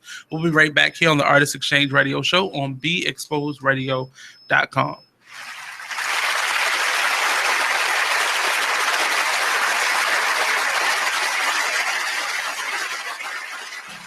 Hi, I'm LeVar Burton, and I'm proud to be a book person. How do I choose a book? Sometimes it's the cover, sometimes it's the title. I guess I'm pretty visual. If a book's really impressing me and the writing is really good, I will peek and see what the last paragraph is, because the endings of books should rock you. I am a book person, and if you're a book person too, read to a child and spark a lifetime of ambition. Join me at bookpeopleunite.org, because reading is fundamental. A public service announcement brought to you by Reading is Fundamental, Library of Congress, and the Ad Council.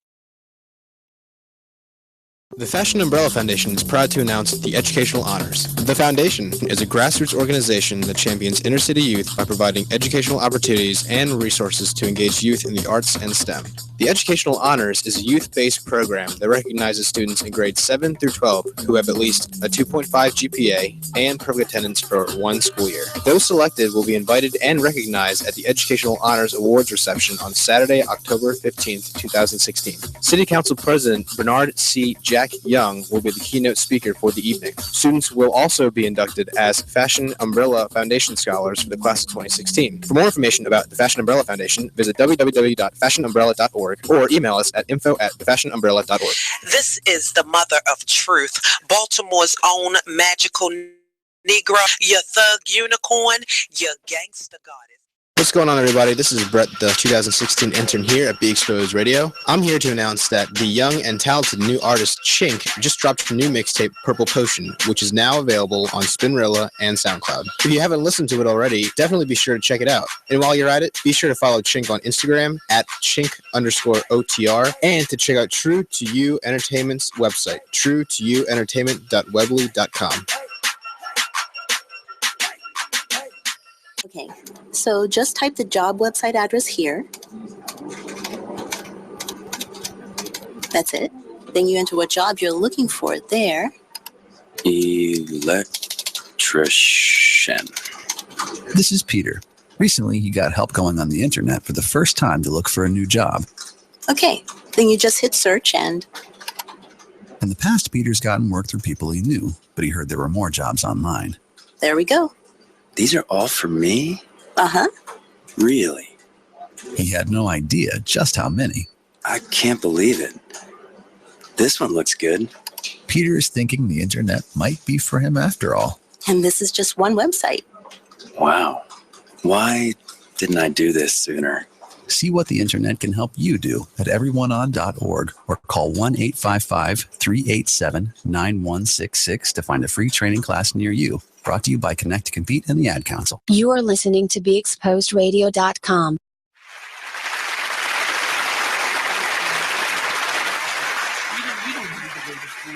But you set them up for failure, because you know how long they have to work and how hard they have to work to get to a position where they're equivalent to somebody who just walked out of a degree program. So things that used to be just that will qualify you with a high school diploma, it's college grads that are getting those entry-level positions over these people who just graduated from high school. So to tell a young person that no, you do. I'm telling you, you do. It's just a piece of paper to you, but the experience alone will be much more beneficial. Welcome back to the Artist Exchange Radio Show on BeExposedRadio.com. We have Mr. Cory J. Johnson. He is the author of a book called Courageous, and I guess a 3-part trilogy. You want to call it a trilogy? Yeah. Give me the name of it. P.I. Chronicles. P.I. Chronicles. Yeah. So it's a 3-part trilogy of his life story being a part of the Marine Corps, and I guess the after story as well. Is that incorporated in it, or is just your time in the service? Actually, yeah, that's part of the story. I flipped it around. I try to be creative when I do my writing. So actually, book 1 is about me coming home. I've already been discharged. So I come home because I want to grab the people in Baltimore, so I talk about places that they familiar with, how when I came home, the city, different places that we used to hang out with back in the day. Mm-hmm. But then I bring you back to wanting to know more about the story, because at the end, I reach out to a conversation with me and some people that I was in the Marine Corps with, and this girl who I was dating in the Philippines contacts me out of nowhere, and she's like, I got a baby. It might be yours. But then the book ends. So it's like, if you want to know more, you got to get the next book. So then the next book goes back to the beginning of the Philippines and how I went through, who is this girl? You know what I mean? So was it yours? I can't tell you that. Yeah, you gotta read the book to know that. You gotta read the book. I'm gonna look through his page.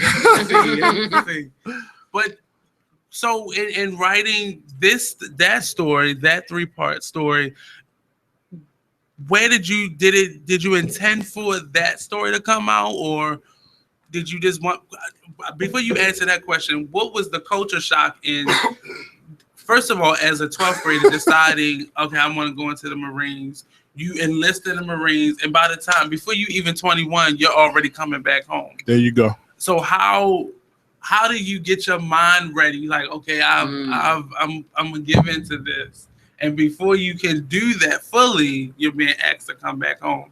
So how was that? Because you thought this was gonna be your ticket out of here. Absolutely. When I was in California going through, I had graduated boot camp and went to California. So we were doing infantry training. I was keeping in touch with my girlfriend back at school, high school sweetheart. So I'm like, okay, we got a plan. She's going to go to school for 4 years. I'm going to join the Marine for 4 years. We're going to be, do our thing, set our foundation. I get to California. We have a conversation over the phone long distance. And she told me she in college and life is different.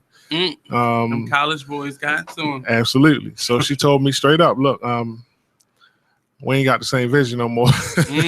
So that broke my heart. And that made me want to really, really put myself into the Marine Corps. So I was like, I'm not coming back to Baltimore. I'm doing whatever these people want me to do. But like I said, it was like boot camp all over again. So that was disturbing for me. I was like, are they lying to me? Like, are they pulling the wool over my eyes, telling me it's like this? Yeah. So that messed me up. So I was like, I don't want to do this.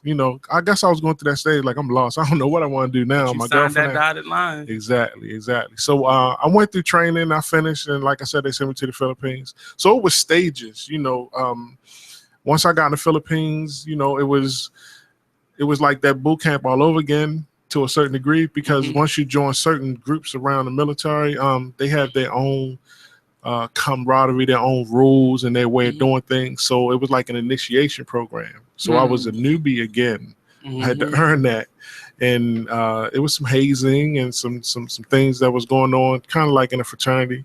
But I took it on as a badge of honor. It was a lot of pride in being in the Philippines in what we call B Company 3rd Platoon. It was a lot of pride in that. So a black guy, another Marine, took me under his wing, and he said, listen, man, this is what you got to do. You want to be a part of this? Go through this process, right? I got you. I'm going to take you under my wing. Ain't nobody going to hurt you, and just trust me. And they went from there. By then, I bought in. So then he left. So he passed it on me. So I was the leader, and I had some friends and guys that looked up to me, and I had to take them under my wing. And by then I'm ready. I'm like, hey, I'm a Marine. I see how I see how it goes, So I had seniority, and then they was like, remember when you was in California, you said you wanted to go home? Yeah, here go your papers. We sending you home. Wow. Yeah. So it's a mind control thing. Like, how you send me all the way out here, you give me a taste of the world, and then you pull a rug. So how was that coming back home and realizing, man, I gotta start this whole process over again in a different direction? I mean, it's life. Life pushes you through challenges. You gotta, being Marine, we have a motto of overcoming, adapt and overcome. Because you can find yourself at any place in the world at any particular time, and you got a mission. So you can't, cry. You can't worry about things you can't control. You have to adapt to that and overcome. So when I came home, I had that same mentality. I'm still a Marine to this day. So whatever the situation is in front of me, I adapt to it and I overcome. So I came back home, I had to get a job. That's reality. I got to work, So I wasn't getting no VA pension or nothing. I got to work. So I went back to my normal life, hanging out with my Because you friends. weren't in there long enough to accumulate. Absolutely. I mean, it's not a lot of money being enlisted military. It's just not a lot of money. You make more money if you become an officer. And that was something that I didn't take advantage of because my recruiter didn't, expose me to that. So I learned it later on, but it was too late. So. And they don't tell you all these things. Right. So right. is this about meeting their quota? Absolutely. That's a big part of it, meeting the quota. It's like people say with the police when they say they give out tickets and all that stuff certain times of the month. It's the same thing with the military. They have certain quotas and certain categories that they got to fill. If it's certain countries, they sending out a lot of people to fight or to man posts or whatever, then that means we need more infantry. We need more people to learn about weapons and stuff like that. So we're going to take a quick break. We'll be right back after this quick break on the Artist Exchange Radio Show on BeExposedRadio.com.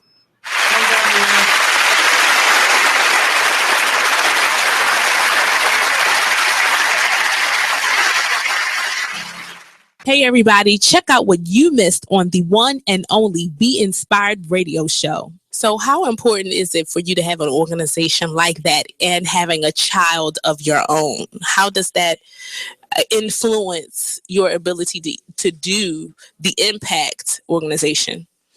It influences a lot. It's a little bit challenging because a lot of times people will say, oh, like you have to practice what you preach, right? So if I'm telling my daughter and I'm raising her under the Impact principles and I'm telling other mothers to do this, I have to do the same thing with my child, which is kind of testy a little bit, but I see a lot of development with her. Her leadership, she's only 4. And when I say she has some awesome leadership qualifications, I mean awesome. It's little things that we can observe with our kids, right? Right. For instance, when we take them to the park, she brings out a toy, and other people wants to play with them. But she's only child, by the way. She's not going to say, no, you can't play. I'm only play with this person. She takes the leader in the upper row and be like, okay, well, let's all take turns. So everybody get in the line. Okay, now you go first. Okay, now you go first. And she makes herself last. And that's what I want to see. That's what I would like to see in all kids. And she's only 4. And when I see those leadership qualifications, of course I have to praise her because I'm like, awesome, London, you're being a really good leader. So, it's amazing and it works. I mean, it really works, my child. And I'm not saying she's a perfect child because there's no such thing as a perfect child. But when you instill Impact principles into your child and, especially at a young age, it influences their everyday life. Even her teachers are telling me, like, I can see the work that you're doing with her for a single mom. Thank you. Like, they're just thanking me. And that's a blessing as well. And I think really what it is that our youth just needs that kind of guidance. That's it. Once they have an example, someone that they can follow or someone that they see doing something great or maybe doing something similar, that right there is a catalyst for their success. Yep, absolutely. And, it also goes with the mom as well. The mom and the dad. Tune in to Be Inspired every Wednesday live at 7 p.m. right here on Be Exposed Radio. Be Exposed Radio. Are you getting your kids this hoverboard thing that's taking over the country? They range from $300 to $600. They're blowing up. And then I mean literally blowing up. That one video, I thought that was going to be the one and only video that I saw in reference to it. And it wasn't. Now I could probably tell you about 10 to 15 videos of this happening where this battery gets super, super hot and burns like holes into your tennis shoes. Oh my. And I know you would be pissed if you was wearing Jordans and you just paid all that money, your lights are off. Especially if they're from China. Your lights off. Check out the Talk Lately show every Tuesday nights from 7 p.m. to 8 p.m. right here on BeExposedRadio.com. Check out this flashback of the Artist Exchange Radio Show on BeExposedRadio.com. Joining us right now is Mr. Antonio Long. He was one of our first See Baltimore artists. That tour is actually under construction, and we're doing some revamping and making sure the foundation is solid. Yes. So we haven't forgotten about it. So December, we kind of took a pause, and we'll be back up and running in January. My mind is gone. Food. I need food. If you're in the downtown Baltimore area and you have a cheeseburger in your hand, definitely stop past the studio. Give me a call and let me know where you are, and I'll meet you wherever you are.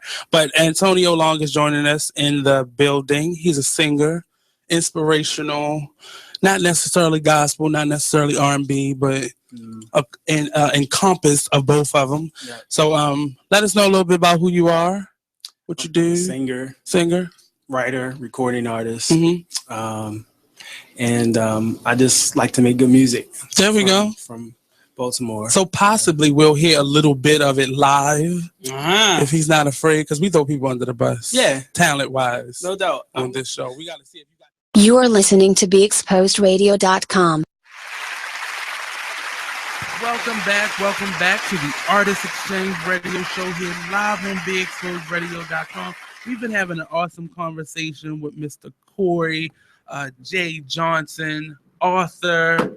I see therapists in some way, because all your books, you want to go to these groups of people that the book is about. So I see therapists at some point, maybe a counselor at some point, because often some of these stories you're gonna need somebody to be there to give them wraparound services. And is that something that you looked into, or?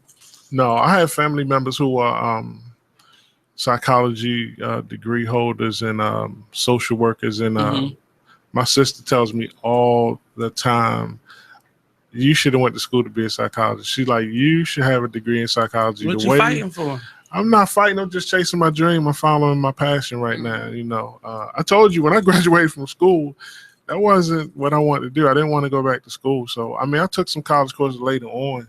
I went to Anne Arundel Community College through my job, but it's hard for people who want to do it. Yeah. So it's hard regardless. Yeah. Period. I mean, I feel like I have a natural innate ability to communicate with people. And so is the writing your passion, or so what is the passion, the writing or getting these stories and this message out there? As far as writing, I feel like these books I was compelled and inspired to do. I can't write unless I'm inspired. People call me and give me stories all the time about something that they went through. It's a great story, but I just can't grasp it and take it on. I can't. I'm not inspired by it, so I haven't really written anything. If I have a good story in my mind, I'll write the scenario or the synopsis and I'll just save it on my computer or whatever, because I want to do some stuff later on. I want to maybe do some web series and stuff like that. And if I do get into the Hollywood or the big screen type of deal, I want to have other projects that I can bring to the table and say, hey, I got this, we can develop this or whatever. Well, right now, Hollywood is where you are. They ain't making no movies in California no more. True that. Tyler Perry got Atlanta, and what's his name? Ice Cube about to do California. He about to create his own Black Hollywood over there. So it's wherever you are. It's a big production film community here in Maryland. A lot of people come here. They like the scenery. It's cheap.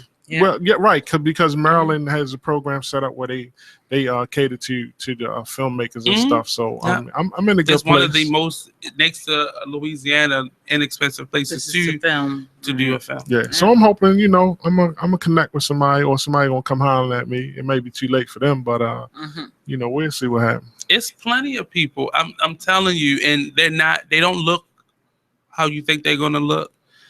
So getting out there, Tony Menendez, he's another young man.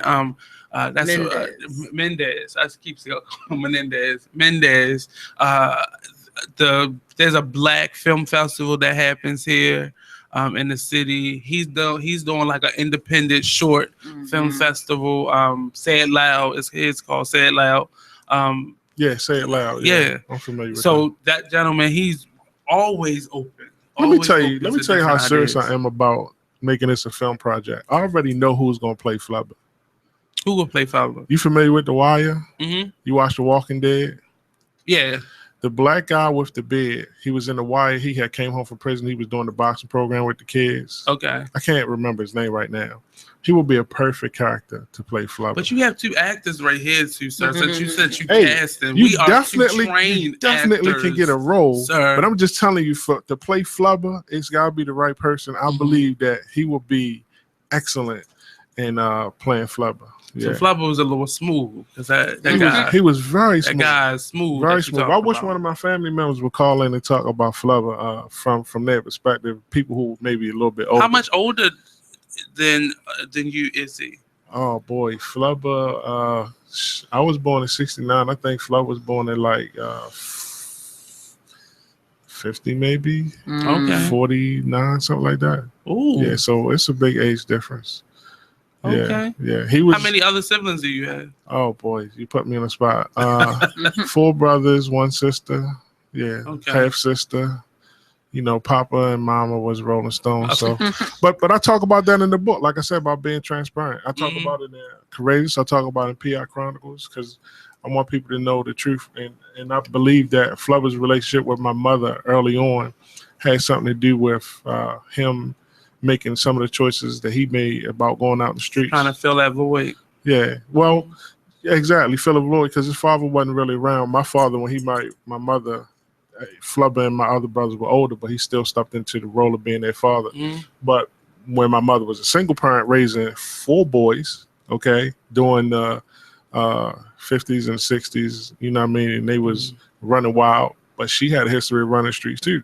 So it was natural for Flubber wanting to do that, you know what I mean? And her relationship with her father. He's the oldest? No, he's the second oldest. Okay. Yeah, but he was the leader. You know what I mean? He was the leader. Like, you gotta read the book. He took his brothers under his wing, and he was the leader. They listened to him. He loudmouth, boisterous. If he walked in his room, you know what I mean? You gotta pay attention to him. That's just how he was. You know, it's always that. It's so many families, and I have my mother has 7 brothers, and that's the story. Like you fall in line, and they all have their own distinct characteristics and personalities, and it's just sad that it wasn't more given to people and at that time that you guys were growing up in, because a lot of the mistakes that were made that we see the results of them now had more attention been given to us, just us. A lot of stuff wouldn't happen. A lot of the drugs, a lot of the the drinking, a lot of that stuff did not have to happen if more attention was being made to us, and then topple that with other given circumstances. So I want to delve into the book and learn who Flubber is, because now you got me. Good. Stacy got me, and then the gentleman Anthony, I believe his name was. Now I'm got it. Okay. I need to know the story. And I'm always looking for different perspectives. I've been watching a lot of biopics lately. Yeah. I don't know why. That's the thing. That's the thing right now. And not just, the bigger ones, like I just saw the Natalie Cole one. And you really learn who people are. Yes. Outside of the glitz and the glam, who people really are. Hers caught me the most. She's one of my favorites. Right. Her story caught me the most because unlike a lot of the other biopics, she didn't just find a pretty girl to play her. She was the narrator of her own biopic, and then the second half of it, she actually stepped into the role because she was an actress too. So it was crazy because you heard her voice. You saw the actress being her, but you heard her voice narrating it. So you knew it was real. And then for her to step into the role, the second part of it, you saw the transition. So it wasn't, addiction was not easy. And it was something just as easy as, oh, what you doing? And that's how it started for her. It was a coping thing. And then it turned into a crutch. Then it turned into a need, a strong desire. And you see that just that little indulgence will turn into your whole life. Yeah. As a writer, I try to take you through that. Like I said, I try to be honest and real and give a real depiction and detail about his addiction. He started out very, very young as a kid. Of course, you experiment with weed and drinking beer and all that. But somebody else close to him introduced him to coke and sniffing, and then it grew from there. But he was very young, you know what I mean? So like you said, sometimes just people that you associate with, you know, you might ask a question, what's that? And next thing you know, you on. So, Right. but I take you through that from the early stages to later on, going through withdrawals, being paranoid, you know, stuff like that. And I try to bring, like I said, the human side, because I want to invoke emotions from the reader. When they read it, I want you to laugh when it's funny. When it's sad, I want you to be sad. I want you to, you know, feel his emotion when he go through certain things. So it's poignant parts in the story that I really, really try to develop. Like his first conversation on the phone with his oldest daughter that he didn't have a relationship with. He's battling with his addiction. You know, he's trying to come out of that. And then here's this young girl reaching out to him saying, I want you to be my father. You know, I know who you are, you know, and he called on the phone. I want the reader to read that and feel it. You know what I mean? And there's so many of us who had parents like that who know where she is coming from. And that's a story, is a story that we've all had. And they can't be effective in their position and their duty to us. Right. Because they're dealing with them. Right. And they're battling with them. They're not even being. dealing at that point. They're battling with who they are. So to hear that he came out of that, and the ending wasn't the best, but he came out of that with a different energy. Absolutely. You know, trying to mend those bridges that Absolutely. he burned. Absolutely. That's a powerful story, because a lot of those people did not get that chance. Right. Or didn't take that chance. And it sounded like he took that opportunity. And a lot of people did not make that choice to jump in there. What else is in you? What's the next story? Everybody keep asking me what's the next story. Right now, I'm focusing on pushing Courageous. Like I said, I got some other projects that I'm holding on to. I'm not really ready to expose them. My last two books, my latest books, PI Chronicles, Distant Lover, PI Chronicles, Brothers United. I just put them out in like maybe May, I think. So they're available in electronic version. Courageous is the only one that's available in printed version and electronic. But that's my baby. That's the one I'm pushing. So I'm doing book shows. I'm doing radio interviews. I want to do publication, magazines, you know, whatever's out there. I got flyers I pass out, you know, for people that maybe not ready to purchase right then and there, you know, just take it with you. I want to do some Barnes & Noble book signings because they let you do them for free.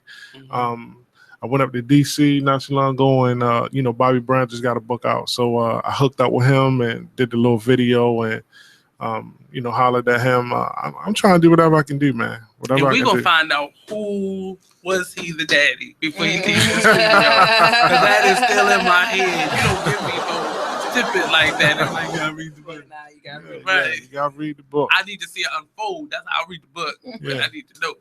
But it has definitely been awesome talking with you about this. And I would just say, and in my experience with having people sit on that side of the table, what you put into this is what you'll get out of it. What you want out of this is what you put into it. And the possibilities are endless. Being creative in who you're talking to, and knowing what you want is key to going further with this. And I don't have to tell you that, because it sounds like you already had that in your head, but just knowing and repeating that in your head, knowing what you want, having it written out and spelled out, so nobody can come in and change course, because you will naturally go down different roads than you thought you would, because this story will be bigger than what you intended for it to be. I hope so. You know, and it may take it may take you in a totally different journey that you wasn't even prepared for. But just know what you want throughout that journey. I'm and ready. Don't be afraid to just jump out there. I'm ready. Listen, I believe in God. You know what I mean? I know all of this happens for a reason. That's one of my mottos. Everything happens for a reason. So it may not be today, it may not be tomorrow. I wouldn't have done none of this if it wasn't for God. So he brought me this far. Wherever he's gonna take me, I'm ready to go. So definitely, we're gonna real quick, give us your social media where we can find you, where we can drop them ducats. All my books available on Barnes & Nobles, Amazon, iBooks, just Google me and everything will come up. I'm on Instagram, Cory J Johnson. Cory J31, CoryJay31. Twitter, Cory J31, and I'm on Facebook. My full name, Cory Jay Johnson. So, what do you want overall for your legacy as an author to be out there? What do you want people to take from that? Overall, I know I'm asking you to look way down the line and look back. No, it's cool. Overall, it's cool. I have 2 daughters. I have 3 sons, grandchild. you got things to do. Yeah, my family name Johnson means a lot to me. You know what I mean? We from West Baltimore, born and bred, raised in B-More all my life. I would like to leave a legacy. I just hope that my books can inspire somebody. You know, if my books can tell a story, not just through the pages, but on a screen where people can see it in a different format, more visually, lively, and they can get something from the story that maybe can help them save their life, as well as inspire the younger generation that's coming behind me to see. I don't know any other authors in my family on this level. I mean, I know some other people who, right, that's what I'm saying. I know some who's pursuing it, or a couple who've written a book here or there, but I'm pushing this like full speed. I'm on a train right now, and I'm trying to get this train to keep moving. You know what I mean? I know it's a hill. I know we got to climb. The little train that could. You know what I mean? We're going to keep on doing it. Are there any other family members that you're looking at that may have a story to tell that you want to help them get that story out? Absolutely. Some people are apprehensive because they don't want to be transparent. I have a cousin who was in Vietnam vet. And he has a powerful story to tell. He's had his leg amputated. He still has shrapnel in his body to this day, as well as being a recovering drug addict. He ran the streets with Flubber. His story is powerful because he's still here. You know what I mean? He has a wealth of knowledge. He can remember the day he got hit over in Vietnam in detail to this day. I said, man, you need to tell that story. But for some people, it's difficult, you know, because he don't want to do it if he can't do it right. And exposing himself and exposing other people who was involved in his life, you know, that's difficult for him. The first step is just getting the story out there. Absolutely. Then you can worry about the book cover and all that later, but Absolutely. just getting the story out there. Because we have a lot of families that people die off and we don't know anything about. Right. One of my biggest regrets is not getting my great-grandmothers. I grew up in a house. Well, many people can say that they lived with their great-grandmother and they had that. And I got one story out of her. She used to be a numbers runner. All her children were separated at some point when she got arrested the first time. And that was the only story that I got out of her. And I was like, I wonder what else. You already know it's something else there. Right. And that was like for an elementary school project I did. And that's what came out of her. I was like, I can't take this. Well, that's the story I've given you. And I wish I would have done that more, you know. And now there are, you know, like you said, there's fewer family members left. So now what do you do? Yeah. So we're going to take another quick break. We'll be right back here on the Artist Exchange Radio Show on BeExposedRadio.com.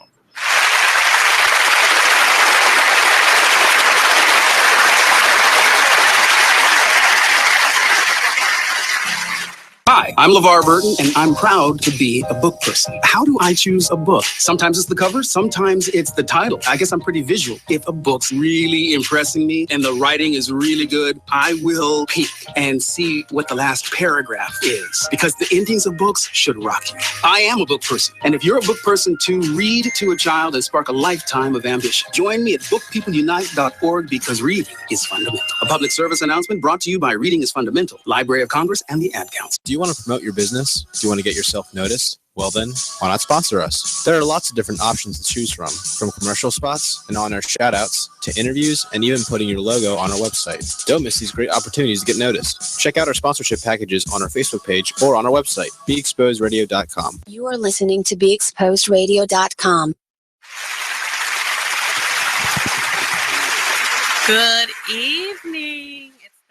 What's going on, everybody? This is Brett, the 2016 intern here at Be Exposed Radio. I'm here to announce that the young and talented new artist Chink just dropped her new mixtape, Purple Potion, which is now available on Spinrilla and SoundCloud. If you haven't listened to it already, definitely be sure to check it out. And while you're at it, be sure to follow Chink on Instagram at Chink_OTR and to check out True to You Entertainment's website, truetoyouentertainment.weebly.com.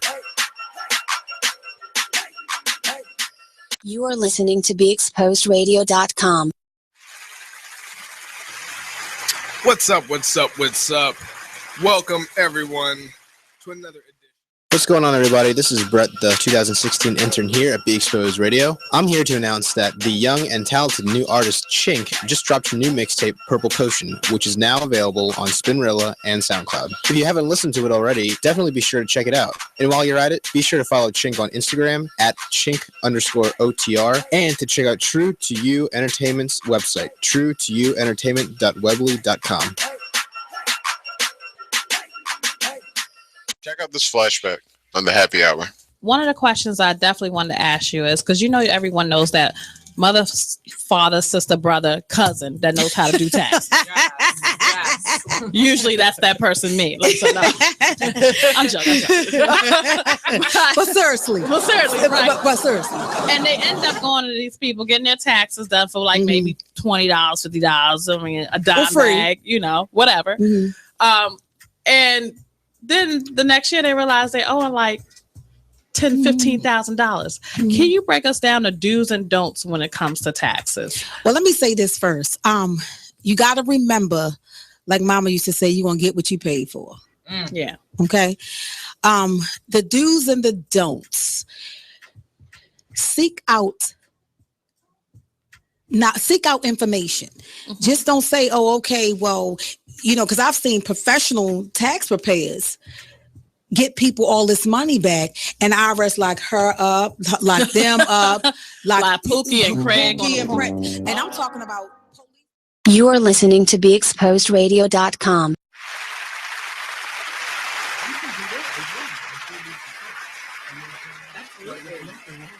Success is all about your personal definition. That's one of the things I ask a lot of the guests who come on. What is your definition of success? I know for me, and being a fresh out of high school kid, I thought, I want everybody to know my name. I want to be a household name. I want to be famous. That's right. I wanted an Oscar. I wanted an Oscar more than anything. And then I had my first acting class in college, and the professor asked the question, what is your definition of success? And we were all kind of quiet. And he goes, mine, I do what I love and it pays the bills. I come in here, I teach you guys, I go out there, I perform. I've won a few awards, but for the most part, I do what I love and it pays the bills. So what is your definition of success? And from that moment on, that's who I was. I was like, oh no, man, I just want to pay my bills. I'm not trying to change the world. I just want to pay my bills and do what I love. So, you know, you have to explore that and you have to ask yourself that question. How do I define my success? And then once you've done that, then look at people who've accomplished that and try and take what you can from them and utilize it. Leave it to Amma to bring up the rear and end the show on that note. But not quite. But I want to tell people, taking from what you just said during the break, tell your story. Yeah. Tell your story, tell your family story. You might make some people mad. You might piss some people off. Some family members may sue you. Get their permission first, and that blessing more so. But start telling our stories. They're valid. We see all these accolades given to these non-Black storytellers across the board in the arts. And our story is always limited to slavery. And it is the saddest thing. Like I said, I've been watching a lot of biopics, and I watched the Lena Horne? No, not the Lena Horne. Lena, the first woman to be executed in Georgia. Tashina Arnold played her. And I'm mad at myself because I don't know the name. Look at the Artist Exchange page and you'll see the clip of it. Okay. And she was the first Black woman to be executed in Georgia, the state of Georgia. And this was back in like the 40s and 50s. And the story was more about her life and the circumstances that led up to her wrongful execution. Mm-hmm. And it was crazy because I'm like, where are these stories at? And thankful to Hulu and the Netflix for showing these things, but this was somebody's story that we would have never heard about. Yep. You know, and thankful to Sheena Arnold and the writer and the director and the producers of that story.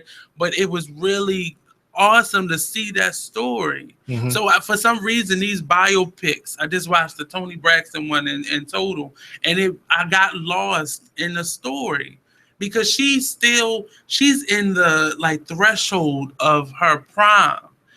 But she still had a story to tell up until this point. And she's only like 45, 46. Right. But she still had a valid story that teaches lessons to other young artists and artists in general and young Black women. It is a story. Yep. You know, her health, her finances, her family. Three big issues that we suffer from in our community. Yep. And she had this as part of her story. So we have so many platforms. Right now, all you need is a good phone, and you can tell your story to the world. True that. And some people, everybody can't write a book.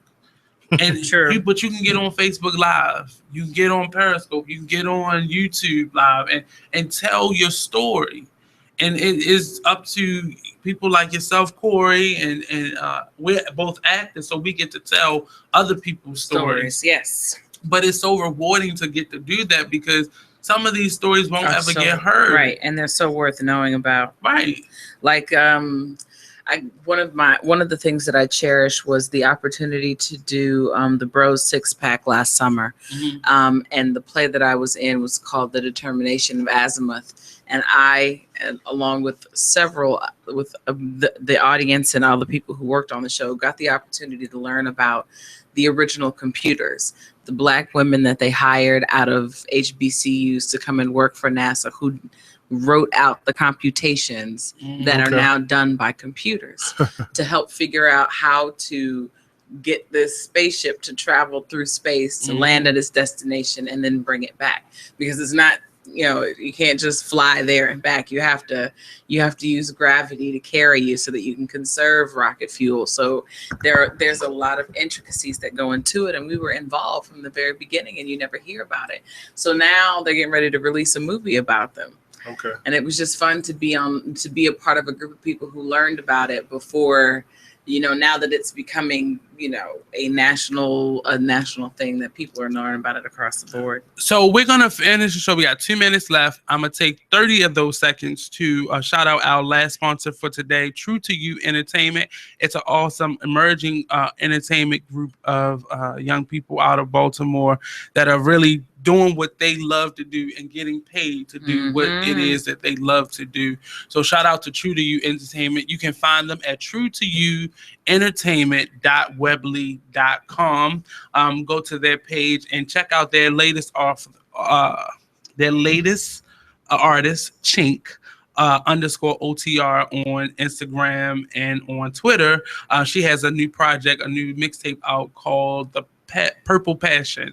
So check that out at True to You Entertainment. That's TRU, the number 2, the letter U, all of entertainment.weebly, WEEEBLY.com, and check out that new mixtape. So I'm gonna give this last minute to you, sir. Whatever you want to get off your chest, whatever you want to say, give it to the people. Well, first of all, I want to thank you guys for inviting me to come out. I want to thank the African American Art Expo sponsored by Morgan.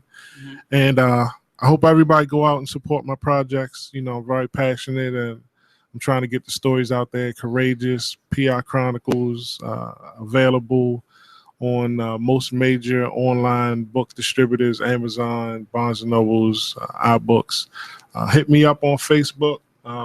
Cory J Johnson. after I leave here today, I'm going out to Woodlawn. There's a gospel festival going on out there, so I'm gonna set up my lawn chair, and I got my books already and my water, and just come out there and holler at me. And I'll be selling some books and getting it popping. Thank you, sir. I really appreciate you being the first artist on the list to come on through to the Be Exposed family here on the Artist Exchange Radio Show. We're going to be back next Friday. Actually, that's going to be July the 1st. Yes. So definitely stay tuned. We got some awesomeness coming up.